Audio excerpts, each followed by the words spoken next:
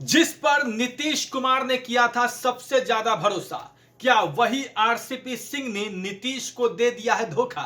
दरअसल चर्चाएं तेज है तब से जब से केंद्रीय मंत्रिमंडल विस्तार में जेडीयू को सिर्फ एक सीट मिली।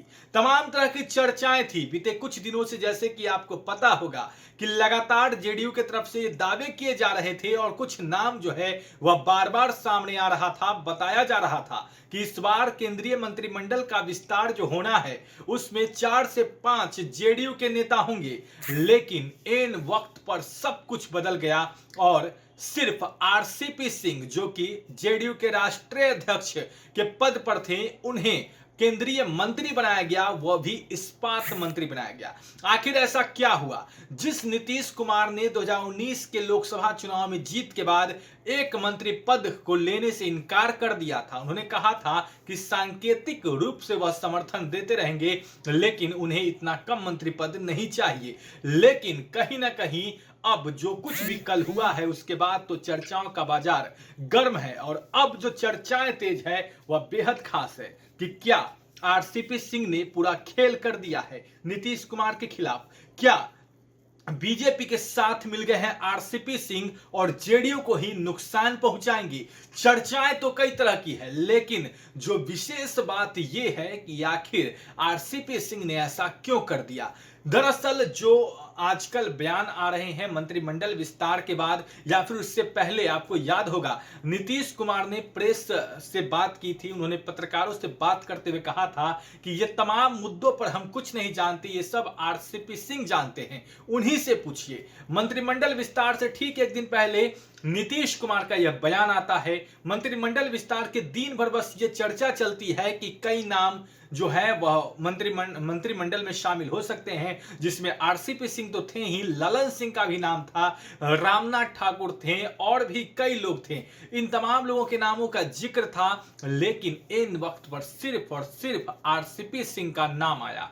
आखिर ऐसा क्यों हुआ? नीतीश कुमार इस मामले पर चुप्पी साधे हुए हैं। दरअसल जो बातें सामने आई है, चाहे आपको याद होगा आज ही उपेंद्र कुशवाहा ने इस मामले को लेकर बयान दिया, आज ही कई जेडीयू के नेताओं ने इस मामले को लेकर बयान दिया कि ये पूरी जो मंत्रिमंडल विस्तार की बात थी, जिसको लेकर केंद्रीय नेतृत्व से बातचीत हुई थी, ये सब आरसीपी सिंह के नेतृत्व में था। उन्हें ही सब कुछ देखना था, उन्हें ये जिम्मेदारी सौंपी गई थी, लेकिन आरसीपी सिंह ने अपने एक पद के लिए पूरे जेडीयू को नुकसान पहुंचा दिया। दरअसल आपको याद होगा 2019 की वह बात, जब नीतीश कुमार ने एक सीट के लिए मना कर दिया था, कह दिया था कि मुझे एक मंत्री पद नहीं चाहिए। उसके बाद मंत्रिमंडल विस्तार की बात बीच में भी हुई और उस वक्त भी वो नहीं माने, लेकिन इस बार जो कुछ भी हुआ इसने सबको चौंका दिया है। आखिर आरसीपी सिंह ने ऐसा क्यों किया? तो जो बातें सामने आई वो यही कही जा रही है कि कहीं ना कहीं आरसीपी सिंह जो हैं, शुरू से ही उन पर यह आरोप लगता रहा है कि वह बीजेपी माइंडेड हो चुके हैं। जेडीयू में दो गुट है, एक गुट जो है वह लगातार ये चाहता है कि वह बीजेपी के साथ बने रहें और एक गुट चाहता है कि बीजेपी के बाहर हो जाए, बीजेपी से बाहर हो जाए, गठबंधन एनडीए के साथ नहीं रहे। तो ऐसे ही गुट जो एनडीए में साथ चाहते थे, बीजेपी के साथ चाहने वाले आरसीपी सिंह थे और इनको लेकर शुरू से ही ऐसी चर्चाएं थी और कुछ ऐसा ही हुआ। कहा जा रहा है कि जो नीतीश कुमार लगातार फूक फूक कर कदम बढ़ा रहे थे, अब वह इतना बड़ा धोखा कैसे खा गए। आखिर क्या कुछ खिचड़ी पक रही है? आपको याद होगा जिस तरीके से चिराग पासवान को लेकर ललन सिंह की भूमिका काफी महत्वपूर्ण थी, पर पशुपति पारस और चिराग पासवान की पार्टी जो लोजपा है उसमें जो टूट हुई, उसमें ललन सिंह की भूमिका काफी महत्वपूर्ण थी और इस भूमिका में जिस तरीके से उनकी सक्रियता देखी जा रही थी, उसके बाद यह तय माना जा रहा था कि कहीं ना कहीं ललन सिंह आने वाले वक्त में कैबिनेट विस्तार में मंत्रिमंडल का हिस्सा बन जाएंगे, क्योंकि कहीं ना कहीं वो लोजपा को ये मंत्रिमंडल में शामिल करने की कोशिश में थे और वह हुआ भी। पशुपति पारस जो है वह शामिल भी हो गए, लेकिन ललन सिंह का पत्ता कट गया। समझ लीजिए कि किस तरीके से जिस बीजेपी ने चिराग पासवान को पहले यूज किया, नीतीश कुमार को पहले नुकसान पहुंचाने के लिए, बाद में उसी चिराग पासवान को साइड कर दिया, पशुपति पारस को मंत्रालय में शामिल कर लिया। तो ऐसे में नीतीश कुमार ये सब कुछ जानते थे, लेकिन वो फूक फूक कर कदम बढ़ा रहे थे, लेकिन इन वक्त पर जब आरसीपी सिंह को यह तमाम जिम्मेदारी दे दी गई तो उन्होंने नीतीश कुमार का ही पत्ता काट दिया, उनका कद छोटा कर दिया। तो अब क्या कुछ होगा बिहार में, ये तो आने वाले वक्त में पता चलेगा, क्योंकि बिहार की राजनीति में बहुत उलटफेर होना है। लगातार चर्चाएं तेज है।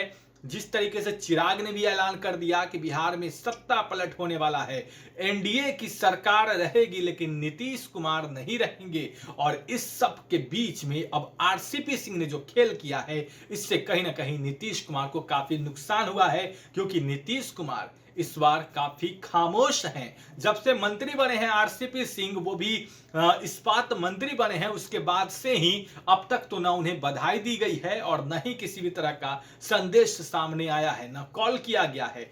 खुद तो आरसीपी सिंह बहुत खुश हैं, उन्होंने यहां तक कह दिया कि बीजेपी की दरिया दिली से हम मंत्री बने हैं। लेकिन नीतीश कुमार का क्या? जिस नीतीश कुमार ने एक सीट पर समझौता करने की बात नहीं कही थी, आज उन्हें एक सीट पर समझौता करना पड़ा। दरअसल ये सब आरसीपी सिंह ने किया, उन्हें जिम्मेदारी दी गई और फिर बीजेपी से आरसीपी सिंह ने सेटिंग कर लिया। क्या है आने वाले वक्त में और भी क्या कुछ होगा, इसको लेकर तमाम अपडेट्स हेडलाइंस पे आप तक पहुंचा रहा है। अब बटर हेडलाइंस बिहार के साथ आपका बहुत बहुत शुक्रिया।